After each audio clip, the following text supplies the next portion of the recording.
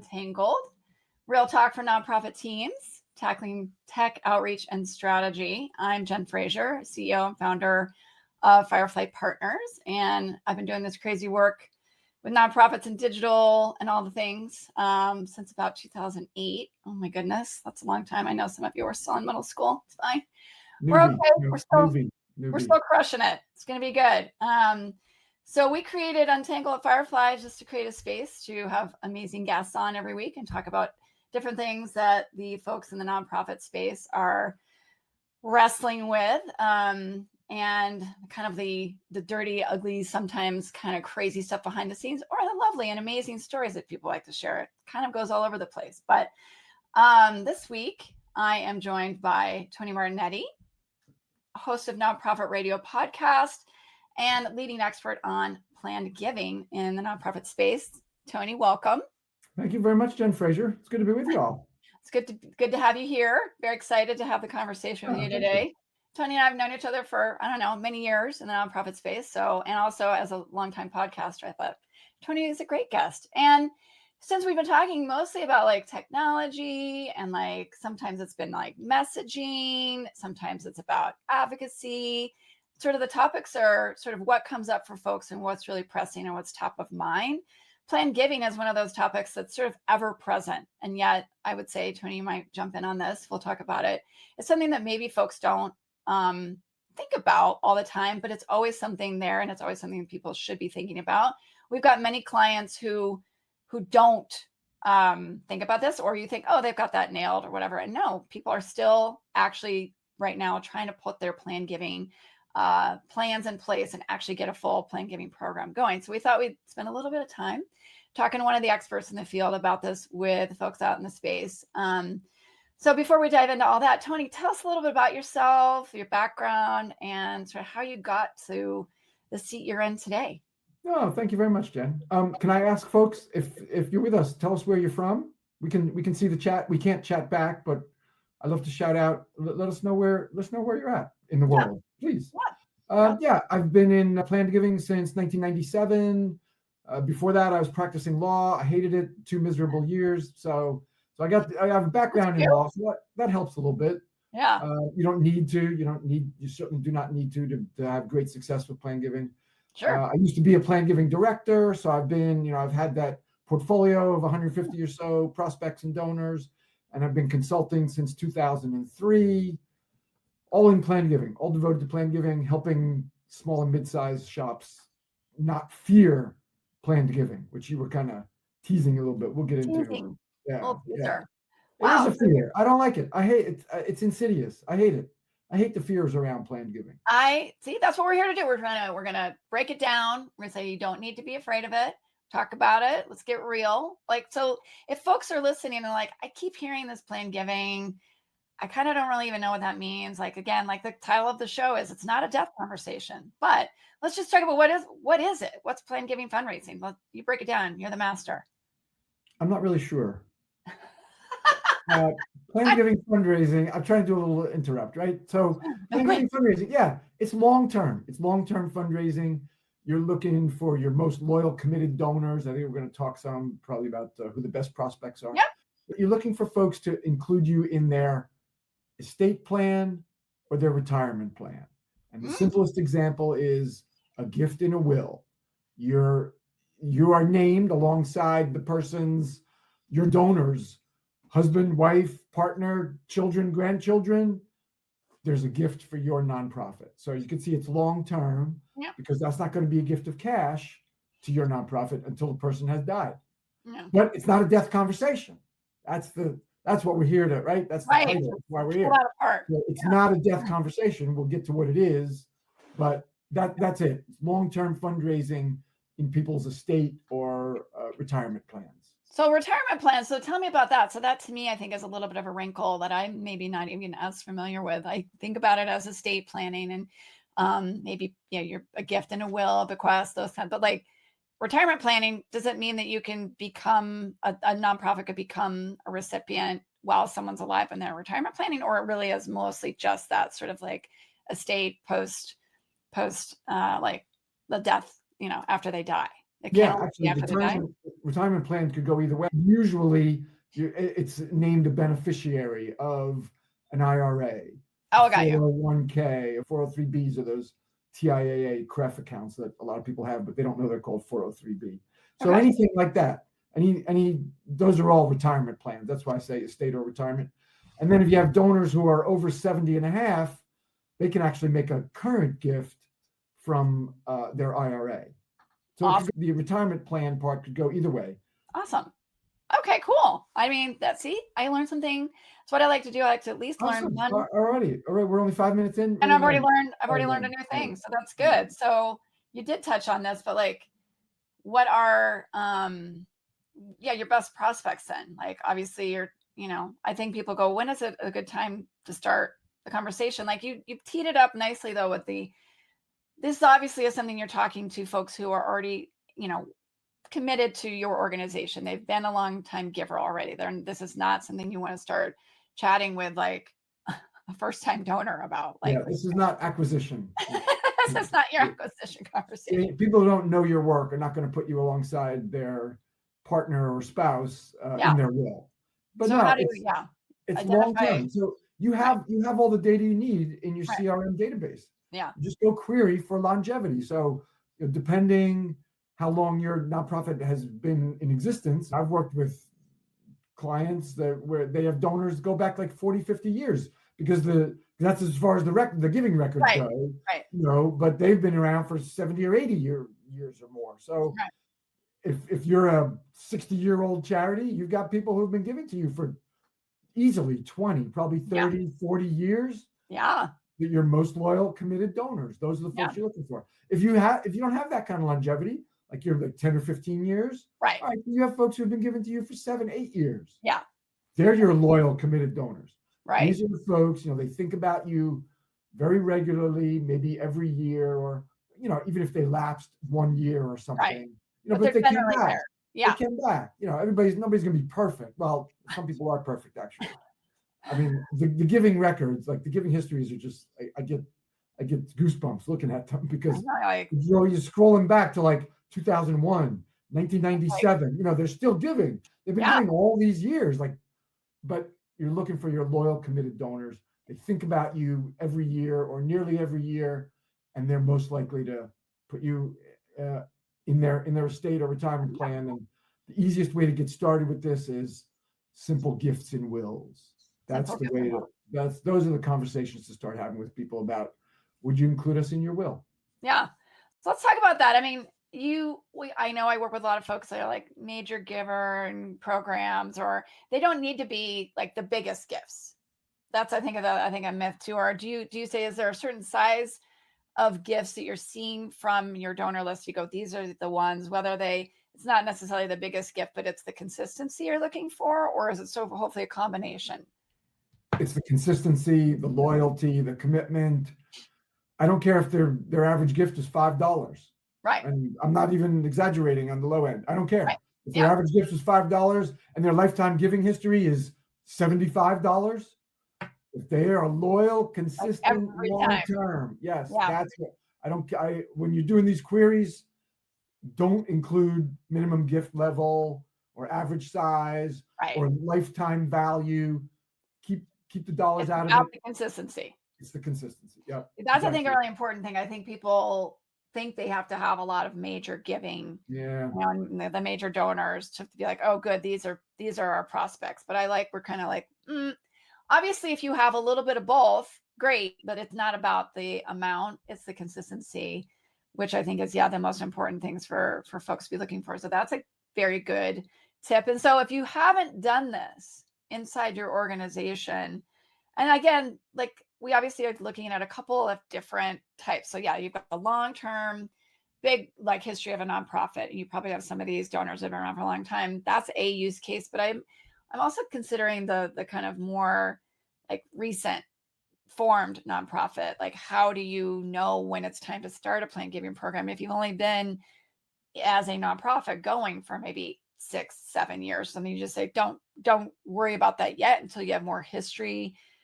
of your nonprofit, or it's never too early to start if you have a little bit of longevity in your organization. I like to see a minimum of 5 years Okay. in existence. Okay. It's less than that, then the donors are going to be concerned. Well, I know you're very passionate and I love your cause, but is it really going to outlive me?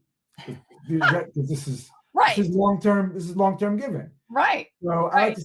like to see at least 5 years. But Okay. you were saying 6 or 7 years. Yeah, if you've got individual donors and you've got committed, loyal donors, so like if 100% of your revenue is grants Right. or fee for service, Right. then you don't have individual donors. You don't have a prospect You have pool a to base. start with. Right. But you might have only maybe 15 or 20 or 50 or 50 or so loyal, committed donors, maybe. Right. That's okay. That's a That's place okay. to start. Or even Yeah. if it's only a dozen, Yeah. that's still a place to start. You got a pipeline Yeah. that you can talk to about including you in their will. Yeah. And you're, we want to reassure folks that it's not a conversation about death.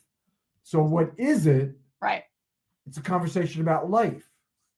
So life tends to be the opposite of death. So That's what I understand. Tends to be in most cases. I've met some people. It's questionable, but they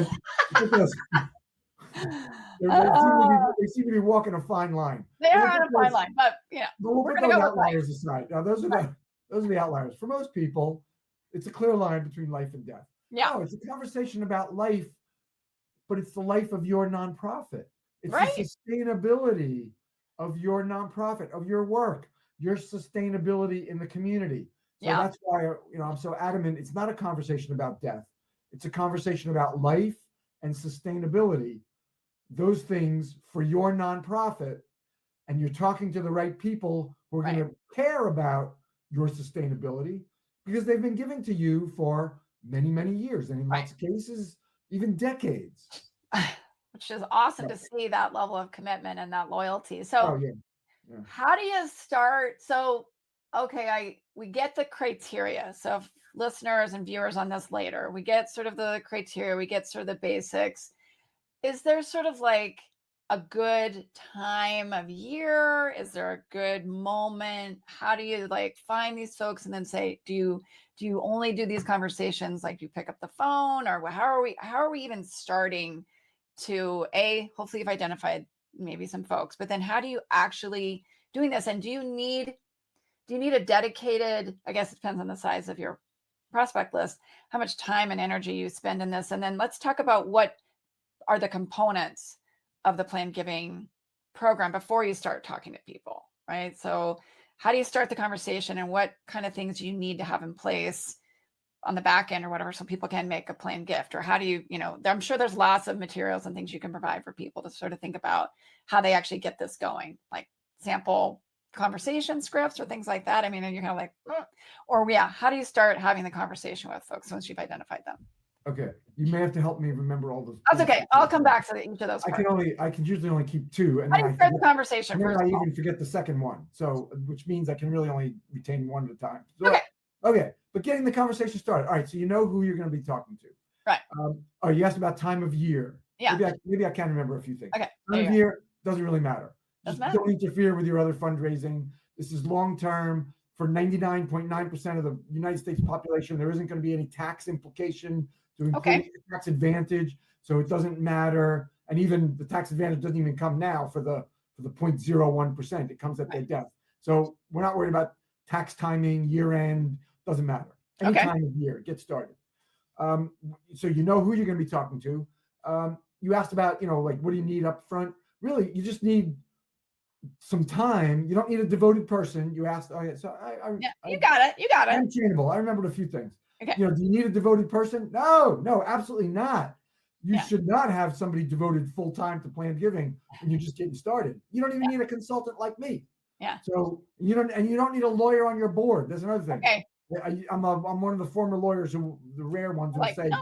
You don't need a lawyer. Okay. You don't need a lawyer. You don't need an expert. You can do this yourself, because the conversation, again, it's about the sustainability, the life of your nonprofit. Mm-hmm. You're an expert in that.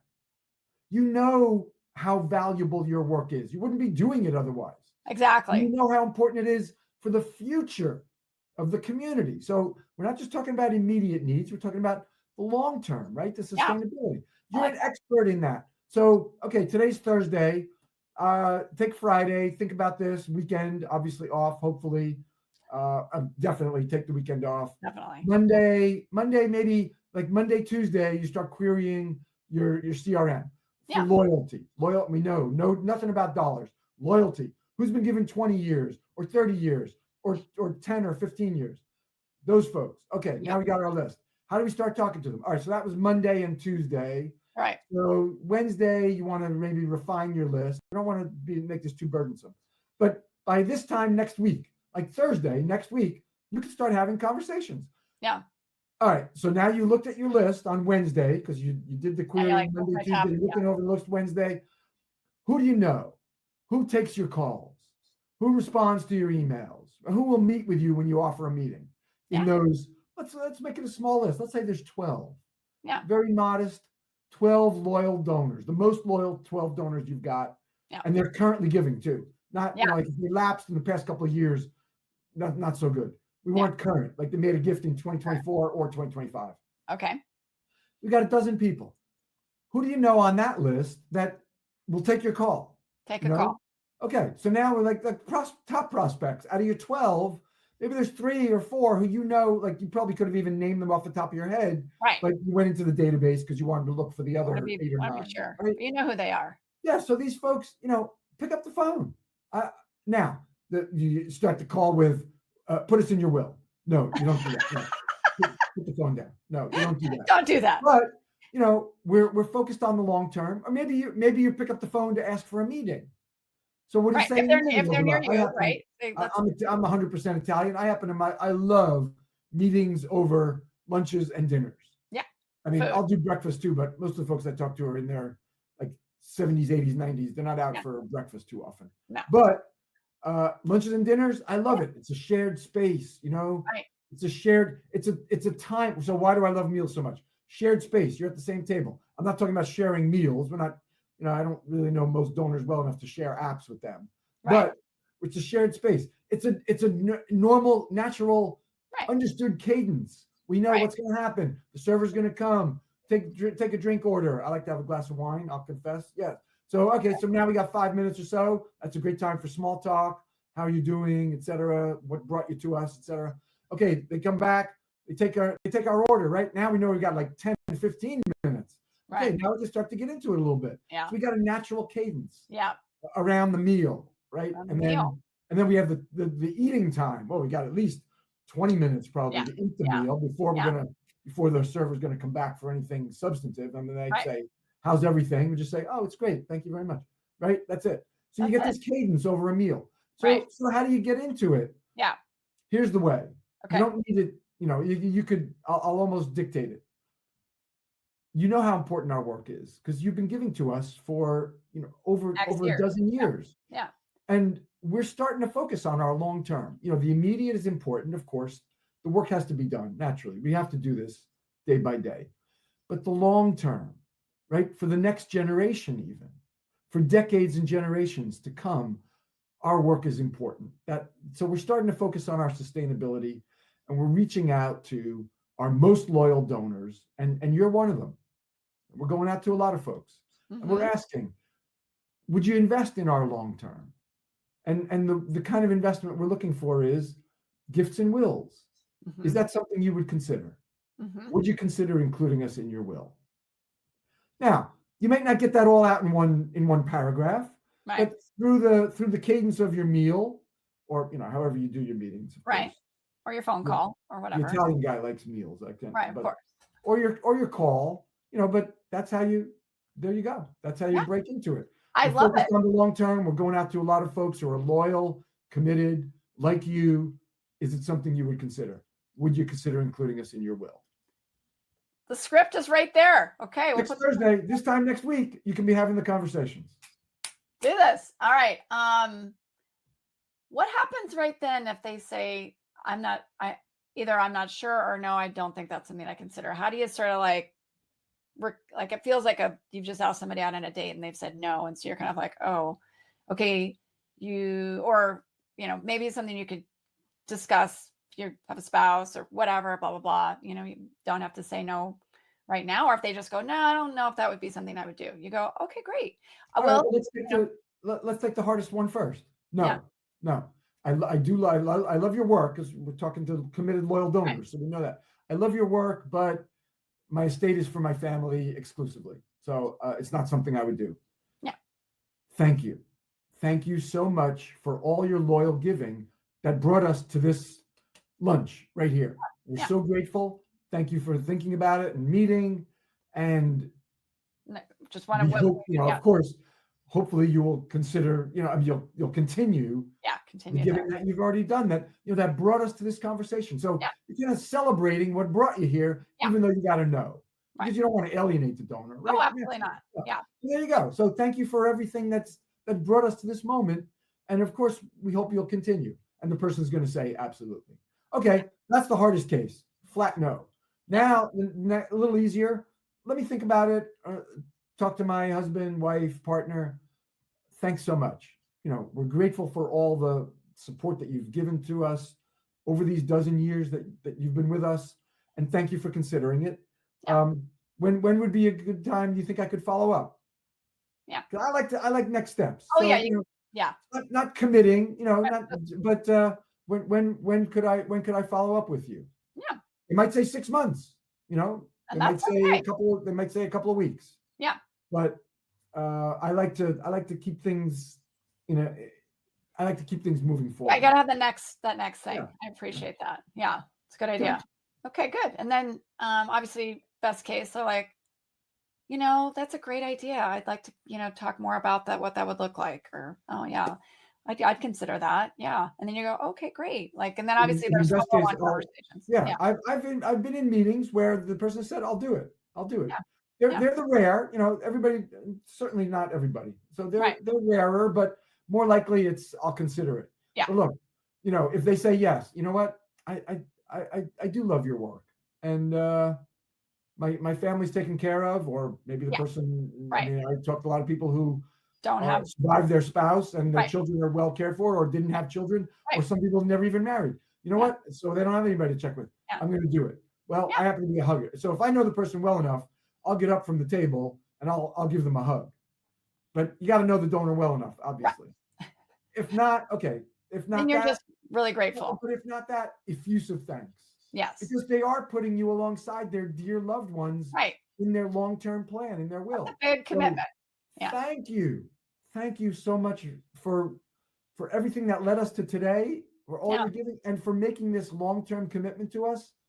Thank you so much. Yeah. Thank you. I would thank them multiple times Sometimes. Okay. for the rest of the lunch or dinner.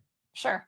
Now, and then what actually like is, all right, again, you said you don't need a lawyer and that sort of stuff. At that No. point, how do you obviously then have a follow-on conversation and you say, here's how you actually do include us. There's obviously some paperwork that they have to do. Well, they have to go to their will, Yeah. so to their attorney, or they might have done their will online. Right. So they need to go back to their will. Yeah, you're kind of getting at whether you ask for documentation or proof. Yeah. Or like, where's That's really up to you. I happen to take people's words for it. oh, no. And I mean, during the meeting, but obviously at the lunch, you go, great, great, great. And then you do some yeah, follow-up later, obviously. well, yeah, but even later, you could have a policy where you ask for Oh, otherwise you just take their documentation, word and for it. you have a little non-binding statement. I don't even want to call it a form because No. it's totally non-binding. They could change their mind in a couple of years. Yeah. Although you're going to be very good at stewardship and thanking them Right. routinely, so they're not going to change their minds, right? You're certainly going to keep in touch with these folks. Right. Sure. So they're not going to change their minds, but or you could just take their word and say, Great. could you let me know? You let me know when it's done, because it helps it just helps us to know for sure that Yeah. we're in Do you, there. do you ever ask like how much they're going to leave, or you just sort of say, thank you so much, let me know when it's done? Do you ever I want to mean, get into on that? your form, you could ask, optionally, tell us what you'd like to share about your gift. Yeah. Okay. But no, I would not ask how much, and I would never ask for a specific amount. Right. Well, never is a harsh word. But if it's in a campaign and they want credit, that's a different situation. We're not talking about that. We're talking about launching a nascent right. hand giving program. So Okay. very rarely, but at launching your beginning program, you're not asking for a specific dollar amount. No, Okay. in that case, never. No. Okay. Great. Okay, great. And then you're just super thankful. And then you're like, awesome.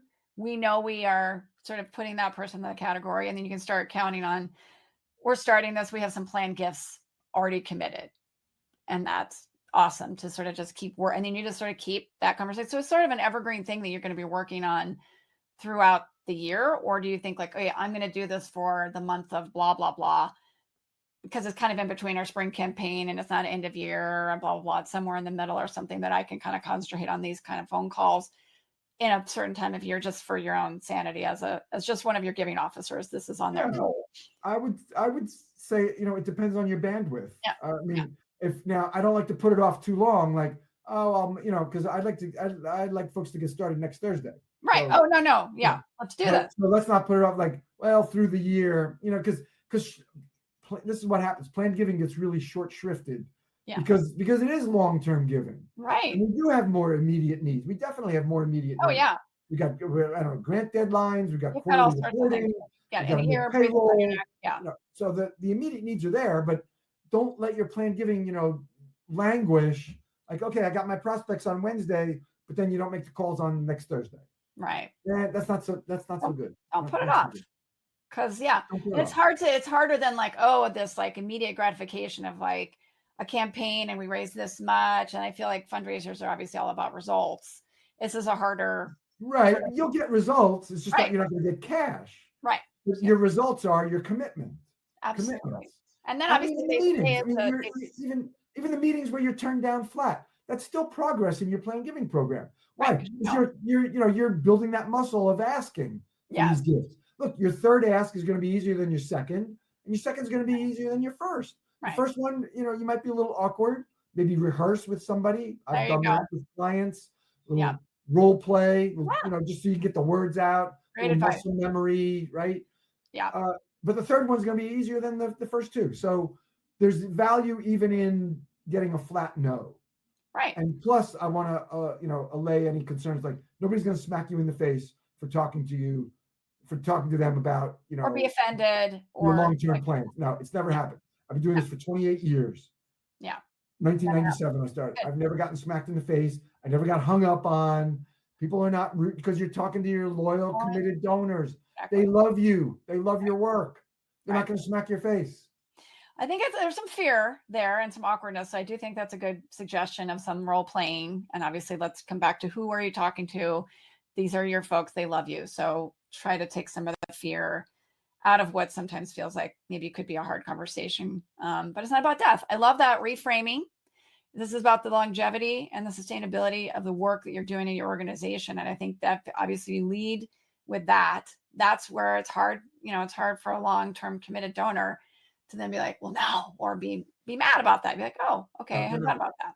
So that's good. You've given us a lot to think about, Tony. Obviously, we can tell right now you've been doing this for a very long time. You've got it down, but appreciate all of your insights and hints and tips and kind of just thoughtfulness about how folks out there who haven't really started the plan giving conversation inside your organization have some concrete next steps. I'll recap all this in my blog post next week. And obviously we'll have this full recording of the conversation. People need to refer back. Obviously you're available. How can folks find you in the world? TonyMartignetti.com. Okay. Best way. You want to email? Tony@TonyMartignetti.com. Okay, great. So if you have additional questions, you've been listening and you're like, I want to talk through this a little bit more. I've got more questions. I've got hesitancy. I've got some other things we didn't cover today. Easy to get a hold of Tony. Tony, thank you so much for sharing. Thank you, Jen. I should say, since we're on LinkedIn, I'm also very active on LinkedIn. Yeah. Also a great way. Thank you very much, Jen. It's a real pleasure. Loved it. You're great. Next week, there'll be another episode of Untangled, and this one's going to be special. It's a double Firefly episode. I'm going to be joined by Pam Terzop, my managing director at Firefly, and we're going to talk. Pam's a longtime fundraiser. So speaking of fundraising, we're going to talk about other kinds of ways of giving. We're going to talk about donor advised funds. It's actually DAF Day next Thursday. So we're going to talk about DAFs. We're going to talk about year-to-date trends. Is giving up, down, what's going on in this crazy environment that we're in. And a lot of thinking, obviously, what your end of year is right upon us. So what are we thinking about for folks of end of year? So it's a lot of fundraising chatter next week with Pam on Untangled, noon Eastern here on LinkedIn Live. Once again, Tony Martignetti, Nonprofit Radio podcast, if you want to find him. And again, thank you so much for being here. Thank you, Jen. I loved it. Bye, everybody. Bye, everyone. Thanks.